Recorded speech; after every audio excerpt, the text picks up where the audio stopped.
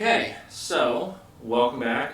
Yet again, I always say welcome back. Maybe I need to come up with something different to say at the start of every lecture, but well, for the meantime, welcome back.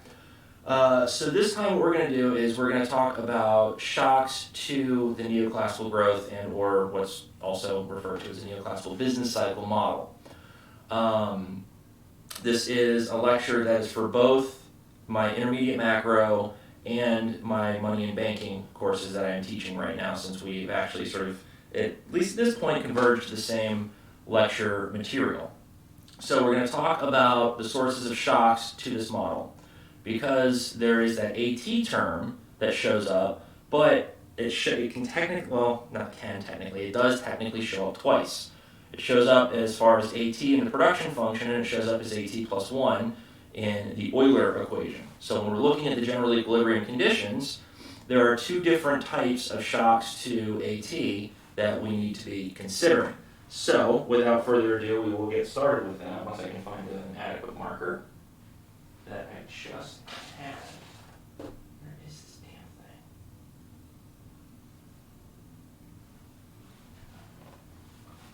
Oh.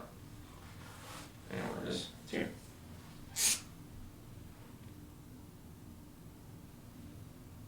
Thought I heard a cat. Probably one of my 80 cats that I have.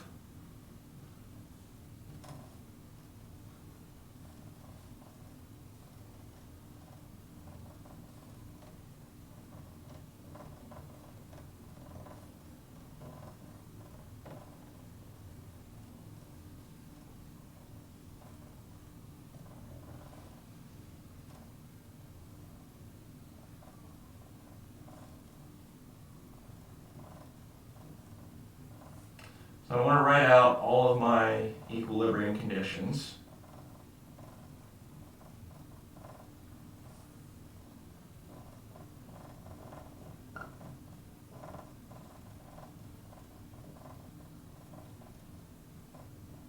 And this is what I get.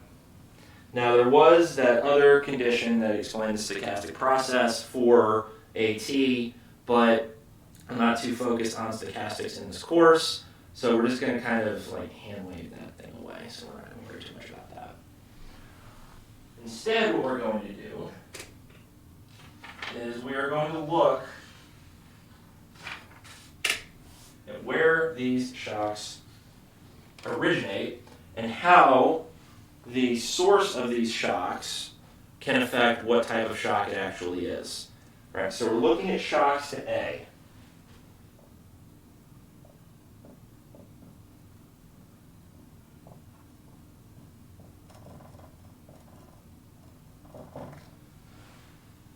Namely, to AT, but also to AT plus 1. Right, now these are both total factor productivity shocks. These are both shocks that, when we look at them, will be increasing the productivity of the economy. But because of the time that they hit, there's a little bit of a difference in how this will kind of process through the whole economy. So let's start with a shock to AT.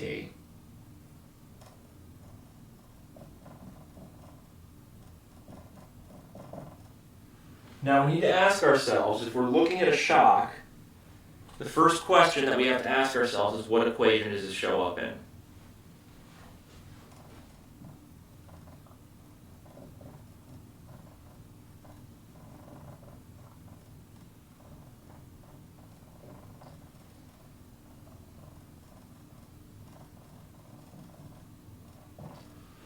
So let's look at this for a minute and see if it shows up in any particular equation. We're looking at AT. Is there an AT here? No, there's an AT plus 1, but we'll get to that later. Is there an AT here? Nope. Is there an AT here? No. But there is an AT here, the production function.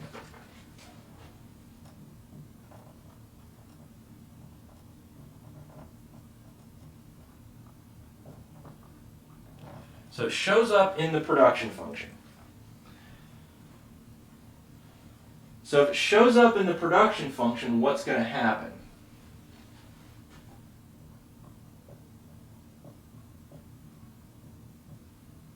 So if AT goes up,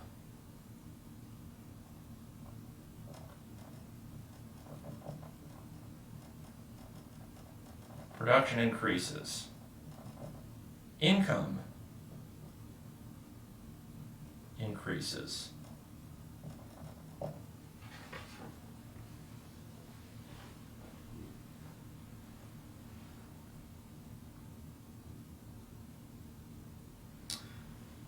So if production increases, income increases.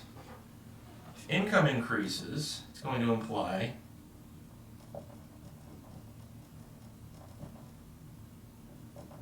change to the resource constraint.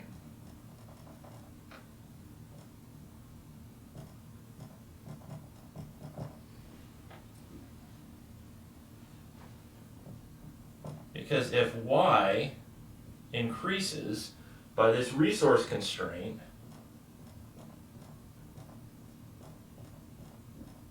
consumption and investment will also increase. Although preferences over consumption and savings, of course, will determine how much each of these go up. So the amount by which these two guys go up will really be determined by this Euler equation.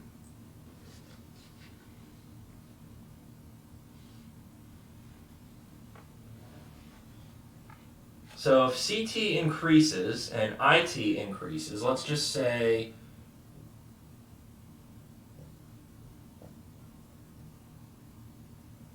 so far I'll say CT increases, so the left-hand side, or LHS,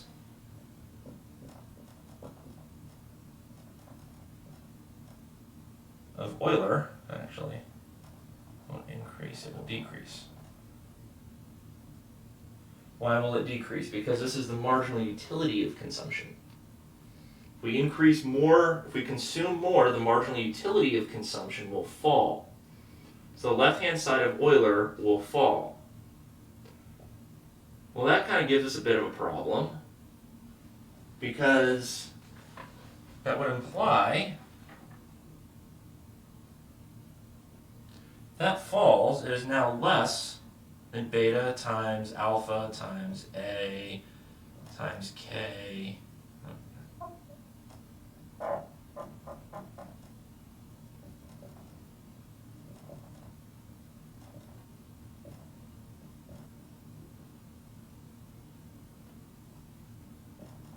Would imply that there's an inequality there.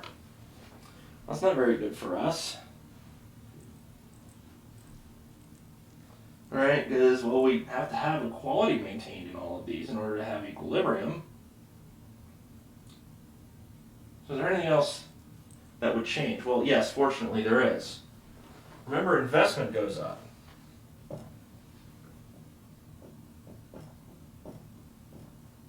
Investment also increases.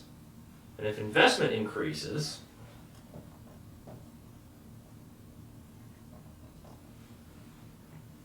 all right, when we look at the law of motion of capital, that were to go up. If investment increases, capital can't change. And we're assuming no change in depreciation here, which means the only thing that can go up is KT plus 1.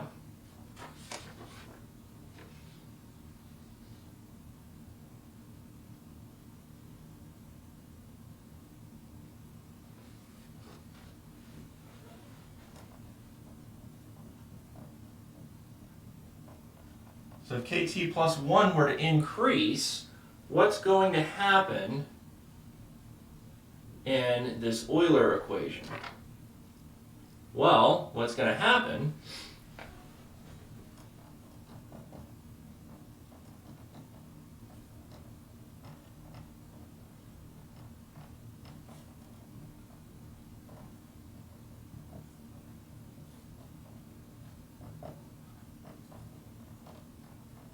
marginal product of capital will fall. Why is the marginal product of capital falling? Well, output's going to increase, yes. But if you remember, the marginal product of capital, if we increase the amount of capital that we're using in our production, the amount that capital is going to contribute to production is going to fall, right? Because the output is a function of capital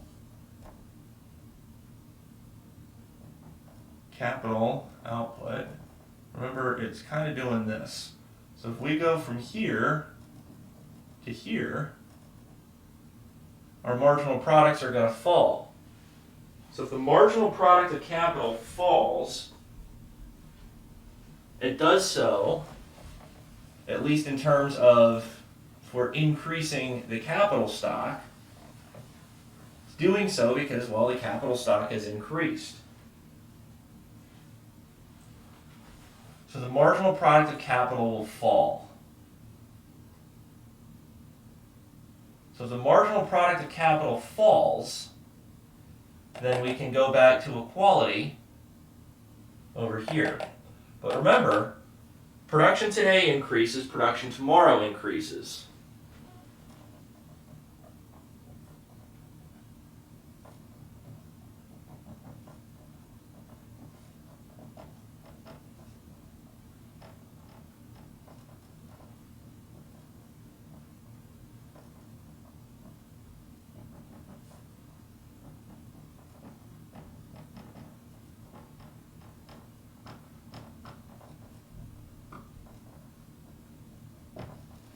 All right, so output today goes up, output tomorrow goes up. Output today goes up, consumption will increase. Output tomorrow goes up, consumption will also increase.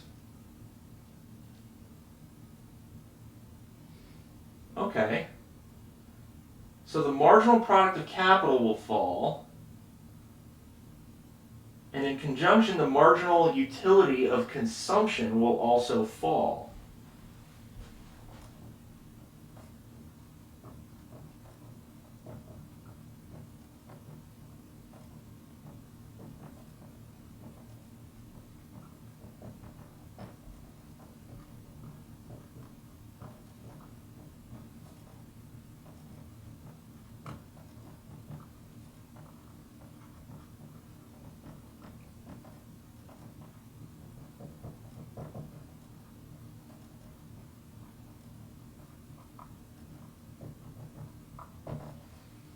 So the marginal product of capital drops, the marginal utility of consumption drops. These two guys falling together will take us back from this inequality to equality.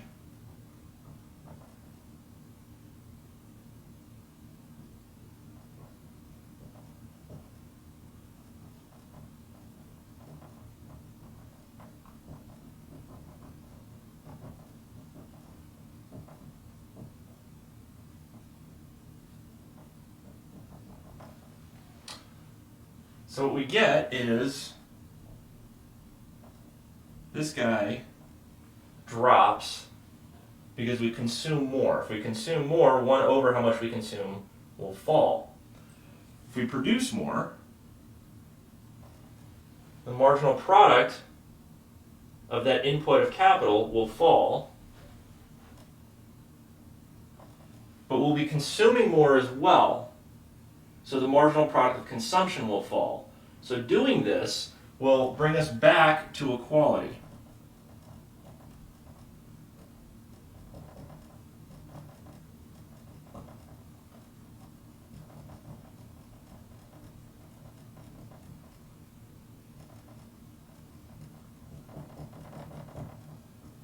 It does so back to equality rather than maintaining the inequality.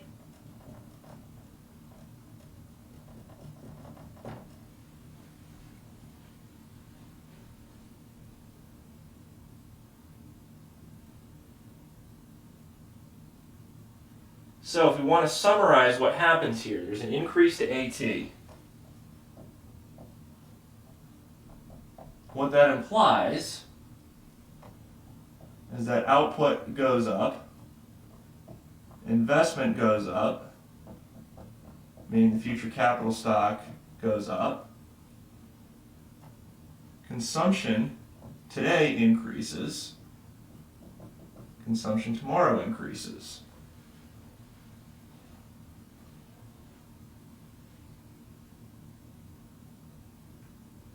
Note, however, the current capital stock does not change. Current capital stock doesn't change because it's a state variable, it's fixed, we can't change it. Even if there's a shock to production, that just means we're producing more efficiently with the capital stock that we already have on hand. Right? There's nothing new that's happening to the current capital stock except that it's being used more efficiently. However, output will increase, investment and consumption will increase. Because investment increases, the future capital stock, KT plus 1, goes up. Right now, why would that be? Well, probably because the return on capital will increase. Right? The rate of return on capital is going to increase, so we're going to invest more. Let me write this down.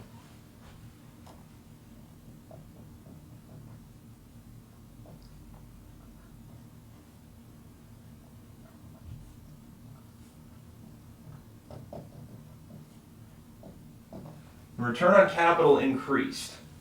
Therefore, KT plus 1 goes up.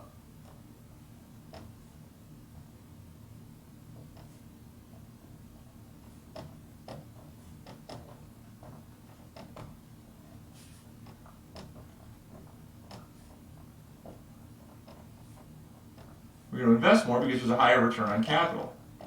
Right? Why wouldn't we? But wait a minute. Jeremy, I thought you said the marginal product of capital falls. Well, yeah. Goes up, but as we purchase more future capital, the amount of capital that's really needed to produce falls.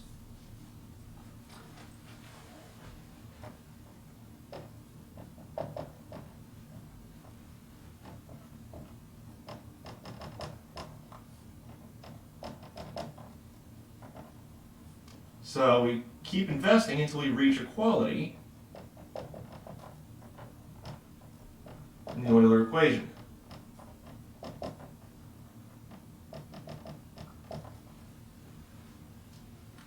All right, so initially it goes up. Firms want more capital because they can produce more stuff. Think of it like you get a cool new toy, right?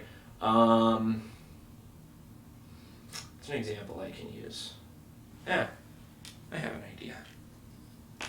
Guess we're going to do a quick tour of the other side of this room for a moment. And we'll see some cool like recording equipment and all that fun stuff. So, typically, what we have, this is like an Instagram or like a TikTok video now, sort of looks like.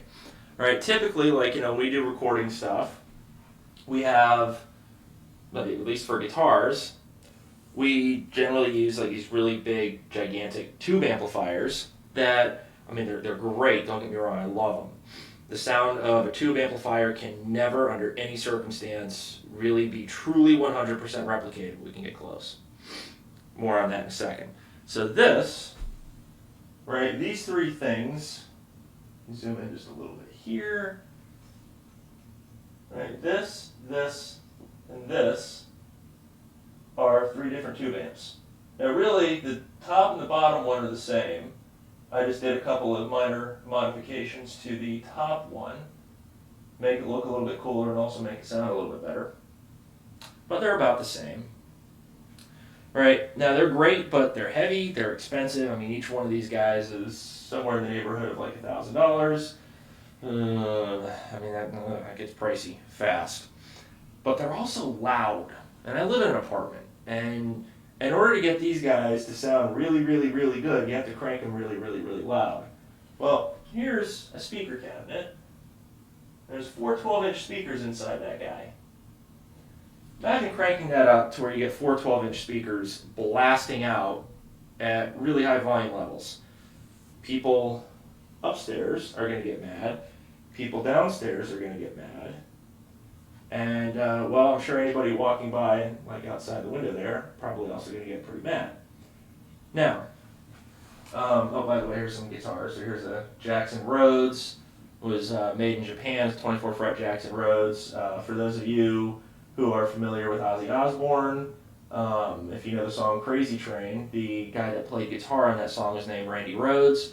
He actually designed the first Jackson guitar. It was this body shape, well, more or less this body shape. They've made a couple of small changes over the years to make it a little bit smaller and more manageable to play. But he designed the first Jackson guitar that is sort of, oh, I love this guitar. It's wonderful. It plays really well, and you can play it. You can play a V-shaped guitar sitting down because of that. Now here's another guitar. The white one is a Rup Latvala ESP. Well, really LTD, but it's made in an ESP custom shop. Signature model. If you guys have ever heard of a band called Children of Bodom, that is their former rhythm guitarist custom guitar. I got a bass because, well, if you're ever doing home recording stuff, it's always good to just have a bass rather than use a keyboard or down tune an existing guitar to make it sound like a bass. Just doesn't really sound very good. Got a couple of guitars over here. I got a Jackson Warrior. I got a Jackson Soloist. I've got a 7-string Jackson Soloist. I have another 7-string Jackson Soloist behind the chair there. Yeah, I'm a big guitar guy. But the thing I was going to get into, though, is this thing right here. This is called a Kemper. Now, the Kemper is absolutely phenomenal because it can take a digital profile of an existing tube amplifier, and it sounds about 99% of the way there. Now, when I got this thing, right, the whole reason I was like going into this whole studio tour is really just trying to give a cool applied example of what this would be like. Now, when I first got this thing, right, I got a new toy. I played with this new toy like nobody's business. This was like, I mean, I was happier than a kid on Christmas who got like his, like the remote control car that he always wanted. I think mine was like the one I wanted was called like the Dagger maybe? I don't know, it was really cool. It had the 2 front wheels would like spin around so it could like supposedly do like mountain climbing stuff. Ended up being kind of a cheap POS, but whatever. I digress. This Kemper can basically sound almost identical to either of these amps or really any other amplifier that you'd be interested in trying to model. This thing was awesome, right? So like firms, right, they can produce more efficiently. This can produce much more efficiently because I can get a lot of different amp tones out of this thing. I can get way more amp tones than I can get out of just these 3 amps here. I can get way more tones out of this. This can store hundreds of amplifiers, or amplifier profiles really, inside at any point in time, which is pretty effing cool because I don't have to lug around a bunch of these things anymore. I can just lug this around. This is about 10 pounds, maybe another 4 or 5 pounds with the power conditioner. This guy up top here. All right, this is sort of like a fancy power surge protector. It's like a fancy surge protector. It's really pretty cheap. Well, pretty light. This thing itself isn't particularly cheap. It costs about what 2 of these amps would cost. But the nice thing is, you get that, you invest in it once, you don't really have to get any new amplifiers as long as you're totally satisfied with how the amp profiles sound. And well, you really can't tell a difference. Even hardcore guitar nerds can't tell much of a difference between them. Right, so where am I going with this? Why did I go that far into that rant? Well, I got that new toy and it was awesome and I loved having it. I still love having it. It's amazing. It's so damn cool. But I got it. It was a new toy. I liked playing with it. Firms can produce more efficiently, just like I can now record more efficiently with that Kemper. It's a new toy for them. They want to play with it more. So, what are they going to do? Because, granted, for me, it was just I can make cool new sounds and I can record a little bit more easily. For firms, it was probably more along the lines of, like, I don't know, higher profits coming in. So they're like, well, yeah, we can make more. So, the whole point of that rant was I got this new toy, I wanted to play with it a bunch. Firms basically get a new toy, they want to play with it a bunch and make a bunch more. Because these firms got new toys that they want to play with, think of them like little children. And no, I'm not saying that like, in a the private sector is evil and they're all just a bunch of dumb kids and we need to eat the rich or any stupid garbage like that. All I'm saying is, we just sort of make a comparison, like ooh, cool, new toy. Well, if they have that new toy they want to play with, they're probably going to want some more capital. So the demand for capital is going to go up. Firms are going to want more capital. The return on capital is going to increase. Households will invest more. As they invest more, they put more capital into these firms, and as these firms get more capital, the marginal product of capital will slowly begin to taper off, meaning the marginal product of capital will decrease. But because we saved, right, future output will go up, and because future output goes up, and also, because future output goes up, future consumption goes up, meaning the marginal utility of consumption goes down. Right? So don't think because I'm doing these down arrows here that consumption's falling. Consumption's actually going up in both of these cases. It's just the marginal utility of consumption is falling, just like the marginal product of capital is falling because there's more capital being added to the firms. So we invest more, and as we invest more, the marginal product of capital falls because firms don't need as much capital anymore. So that's sort of what we see, and that's why we see these sign changes that we do. Now that's for a shock to AT. So what type of a shock is a shock to total factor productivity?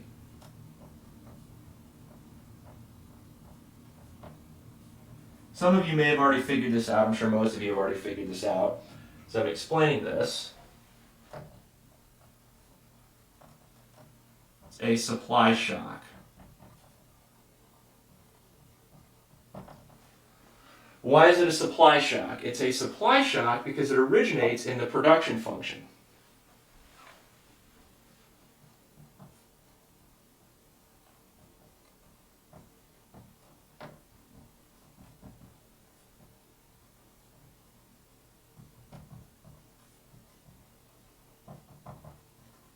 Hence, supply, produce, supply. So because production increases, there is a supply shock. And the supply shock guarantees that these sign changes to the endogenous variables will occur. All right, but now we did a shock to AT. Let's look at a shock to AT plus 1. What happens if there's a shock to AT plus 1? I mean, you'd think it would just be the same thing, right? Just in the future. When you first think about it, it seems to, make intuitive sense. But it's not really. So we had a shock to AT. Now let's talk about a shock to AT.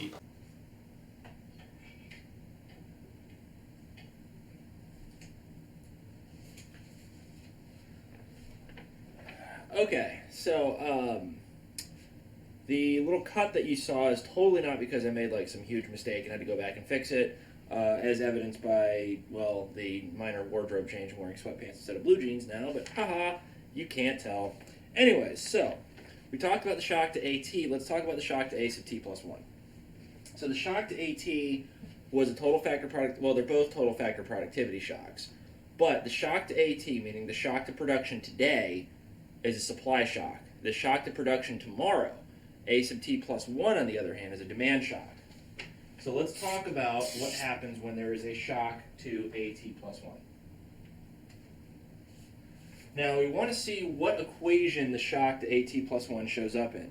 Oh, and by the way, for anybody curious, which given the outpouring of emails I've gotten from every single one of you, or almost every single one of you, this is Isis.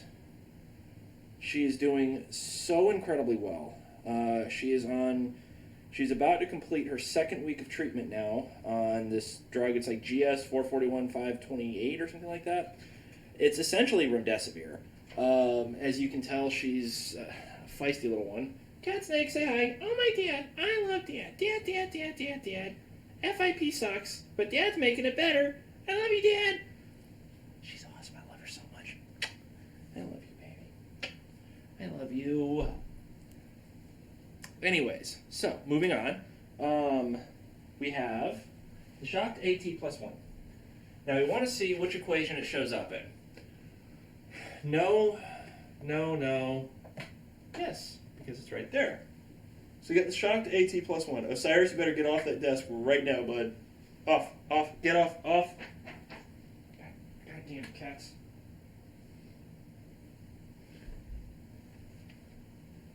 Just, fine. Fuck it, whatever.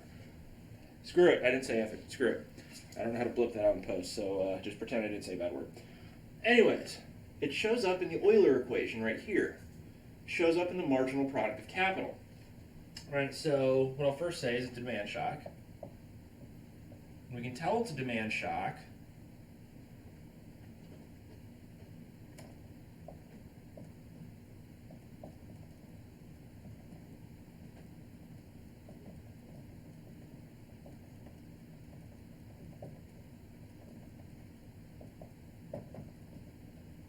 because it originates in the Euler equation. Right, it's a demand shock because it originates in the Euler equation. The Euler equation explains the flow of consumption over time, the optimal consumption flow, consumption path. All right, I love you, man. You got to get out. Nope. Isis, please don't claw that. Please don't claw the speaker cap. She's going to claw the speaker cap. Anyways, so, shows up in the Euler equation, which describes the optimal flow of consumption over time, which is a decision made by the consumer, hence the demand side of the economy is made by households, thus it's a demand side shock. So what happens to this shock, and how can we identify this shock from a shock to A sub t? Because we can have different shocks all day, but if we can't identify the differences between the shocks, then there's really no point. And in order to be able to identify the differences between the shocks... Isis, I don't care if you're sick. Just get up on here, come on. I know you can make it up here. Come on, little bitch, I know you can make it. Come on. Ah, good girl. Good girl. I call her a little bitch. I hope you don't mind. Or a little Miss Press, we also like to call her that. But anyways, so shows up on the demand side of this system of equations, and the idea is essentially, can we identify these shocks? Do these shocks generate directional changes, like CT goes up, CT plus 1 goes down, stuff like that? Can we identify differences in those changes in a way where we can tell the difference between a demand and a supply shock? Well, the answer is yes. So we'll go through this and we'll see exactly how we can do that. So let's go through this. All right. AT plus 1 increases. So what that implies, households expect higher output tomorrow.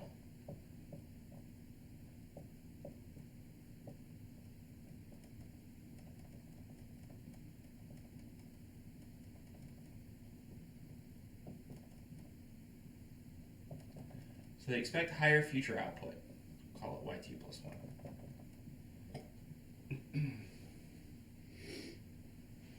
So they think, ultimately, that what's inside these parentheses, the marginal product of capital,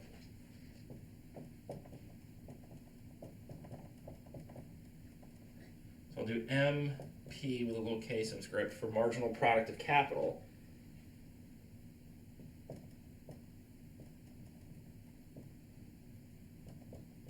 They think it's going to increase. So when they think it's going to increase, remember that the production function is increasing but concave. Right? So that means it's increasing but at a decreasing rate. So because of that, if the marginal product of capital is going to be high, it must imply, therefore, that the capital will be relatively low. So if future capital is low, well, ultimately, it's not that future capital is so much low, it's that less future capital is needed in order to produce, right? Because there's not so much a change in the capital stock as much as there is in the productivity of the existing capital stock. So if the productivity goes up, we don't need as much capital to make so much stuff anymore. So if we don't need that much capital, right, we need, say, 75% of the capital that we expected to need, well, there's not as much of a need to invest, right, because output tomorrow is going to be higher. And if output tomorrow is going to be higher, with the same amount of capital that we got now, why would you want to invest more capital? Because remember, the production function is increasing but concave, right? Diminishing marginal product of capital and, well, labor as well, but we're not so much looking at labor here. So what's going to happen is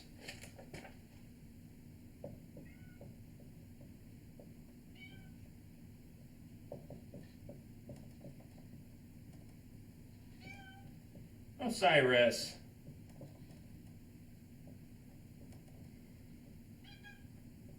I don't see as much of a need for more future capital. So current consumption increases. Right, so this is going to go up. Right, but if this goes up, the whole thing's going to go down. But remember, this thing is going up. So what's going to happen here? Well, it means this thing has to go down. So current consumption goes up, future consumption drops. Just, here, both of you, just get out. See it? They're all out. Thank God.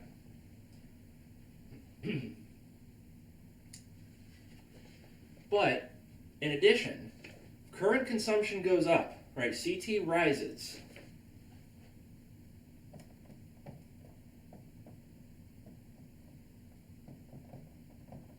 Then investment has to drop.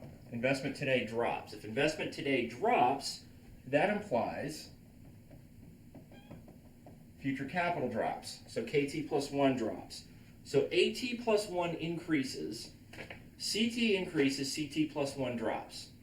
KT plus 1 also drops.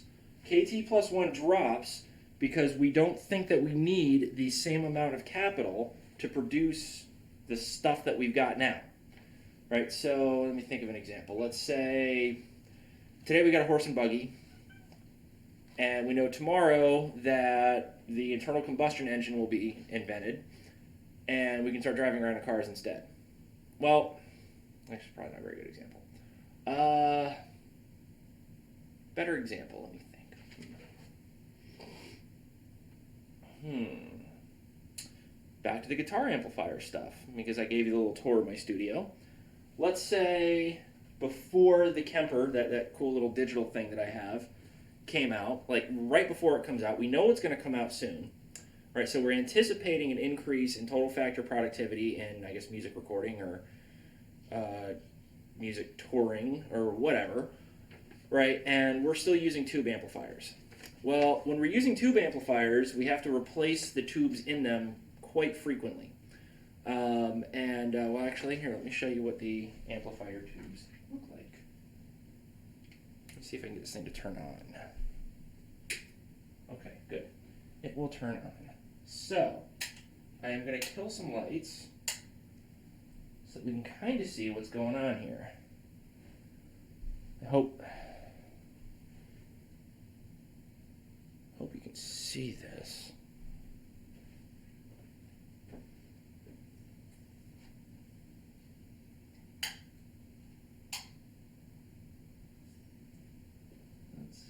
Okay, cool. They're starting to glow. So, here is another tour of studio thing, whatever you want to call it. Now, if we look inside that amplifier, we can see there's 4 little glass tubes in there. So you can't see if they're glowing, unfortunately. Give me 1 second.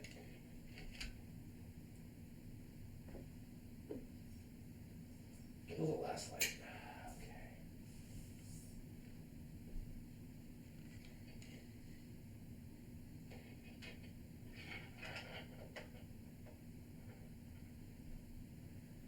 If you look very closely, so you can see there's a soft glow inside there. So enough about that.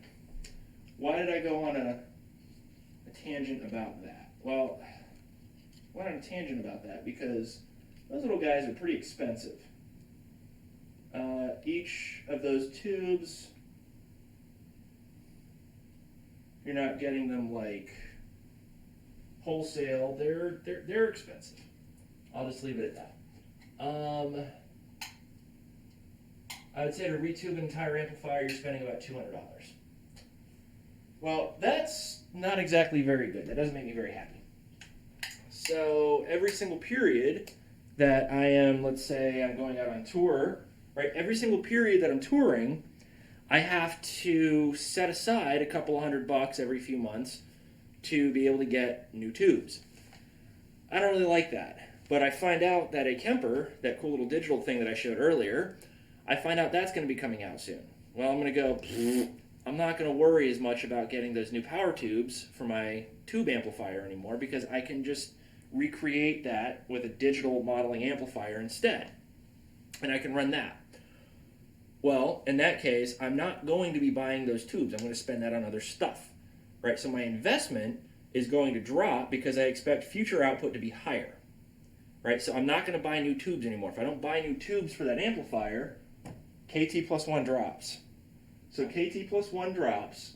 I invest less because I'm like, why the hell am I going to keep investing in that thing? It's a piece of shit. I'm going to get something better. Investment drops. Current consumption goes up.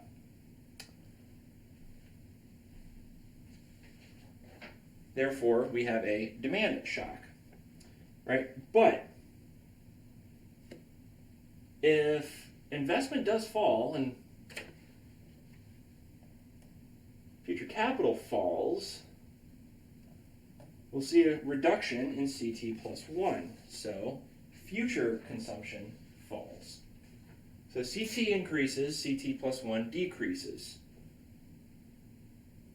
Now there's no change to output. Current output, right?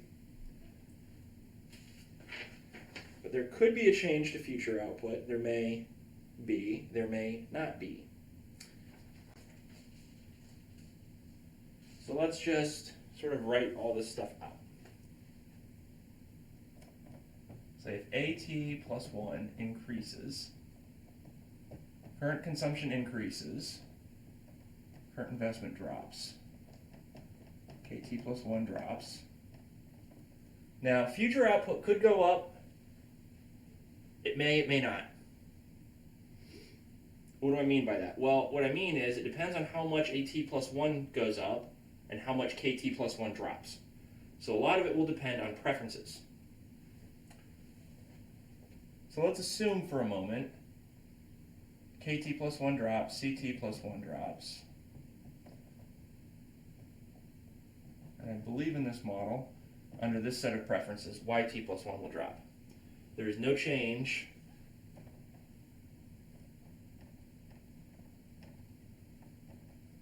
to current output, YT.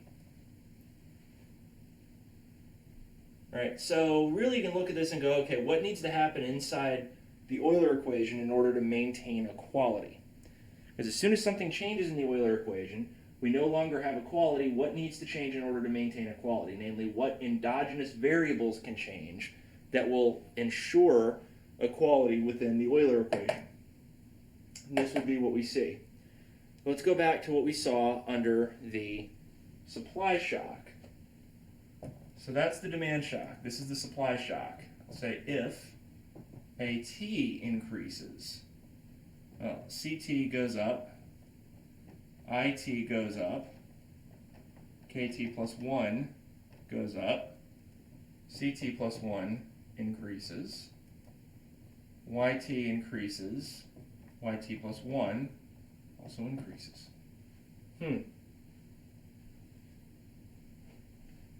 Well, can we identify the difference between the demand and the supply shock here? And the answer would be yes.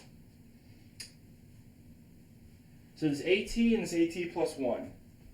This is the cause of the shocks, right? So once these things move, we're not looking at them anymore. Those are not endogenous variables. The endogenous variables are consumption, investment, capital, output today, output tomorrow, stuff like that. A sub T, total factor productivity. is not an endogenous variable. So once those guys move, we ignore them. We look at everything else. So if either of these increase, well, CT, current consumption, increases in both cases. Investment moves in opposite directions. Capital moves in opposite directions.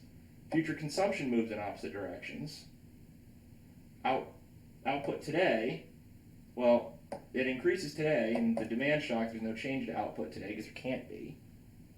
Future output goes up. In this case, future output may go down. So in this case, yes, we can identify the difference between these two shocks.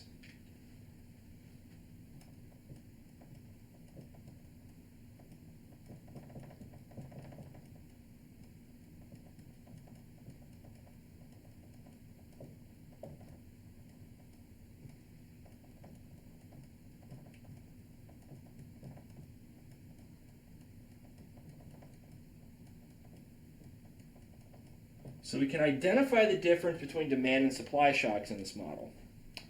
But why, on God's green earth, would we be interested in expanding this model out any further than we already have? Well, it's easy. If we're looking at it from a growth perspective, so growth and development, like long-run growth and development stuff, if we're looking at it from that perspective, okay, we have a shock to supply that's increasing capital. It says nothing about human capital investment. Sorry, I was thirsty, getting some water. So it says nothing about human capital investment. That's kind of a problem, because you guys are investing in human capital watching this video right now. I had to invest in human capital to be able to make this video. I had no idea how to do it. Well, I mean, now I know how to do it because I invested the human capital and trying to figure out how to do it. So there's human capital investment going on. Well, this model says absolutely nothing about that. Not to mention, this model assumes everything is in a steady state prior to shocks. But that's not really what we see in the economic data, right?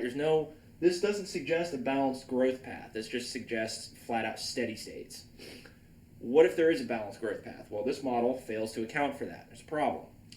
So on the growth and development side, this is an excellent introduction into that, but there's ways we can improve on it, right? So like this improves on the solo swan growth model, but there's models that improve on this. It's just sort of the way life goes. You come up with something good, someone comes out with something better. It's life. I hear you, Osiris. It's okay, buddy. Dad's still here. Yeah, I am still here, buddy.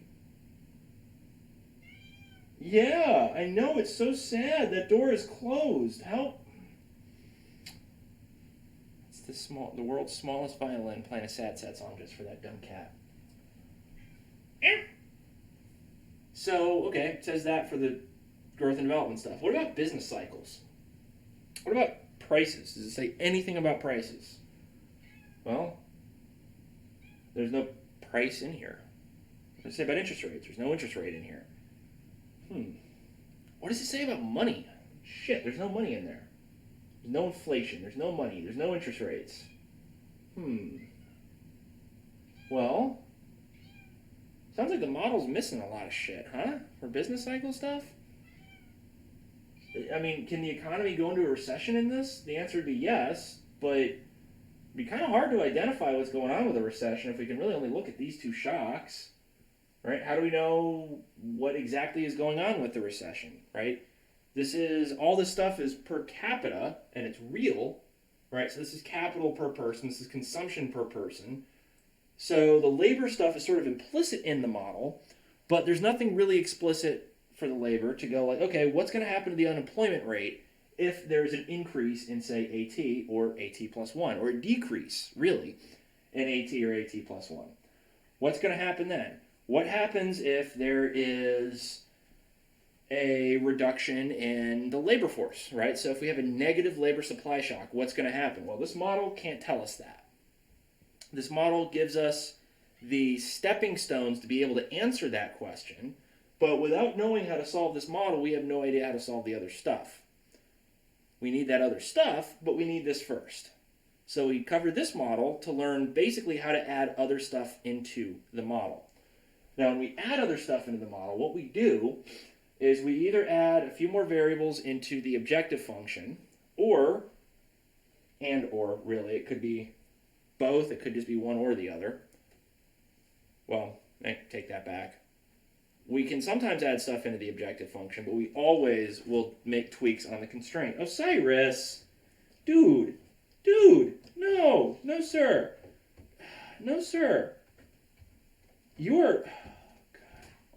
Fine, come in. You want in? Come in. This dude's a pain in the ass. I love him, but he's a pain in the ass. Anyways, where was I? Oh, so sometimes we add stuff to the objective function, but something will always be done to the constraint. So the more we add to the constraint, the more we change the model, the more we can get out of it. Now, whether we add something into the objective function or the constraint, well, whether we add something into the objective function in addition to the constraint really depends on what our assumptions are for the agent's preferences. We can add money into the constraint and not have money in the objective function. We can have money in the constraint and in the objective function. It really all depends on sort of what questions we're trying to ask and how we're trying to answer those questions and some of the assumptions required to be able to answer those questions. So when we get to business cycle stuff, when we look at money in the utility function, for example, or the real business cycle model, which for the money and banking course is coming right after this, we will be seeing how we can add a few more things into the constraint, but still ultimately get kind of the same thing and the same set of results. So that's what comes next. So thank you for watching this. I hope that rambling at the end wasn't too rambly, and I will see you next time. Bye.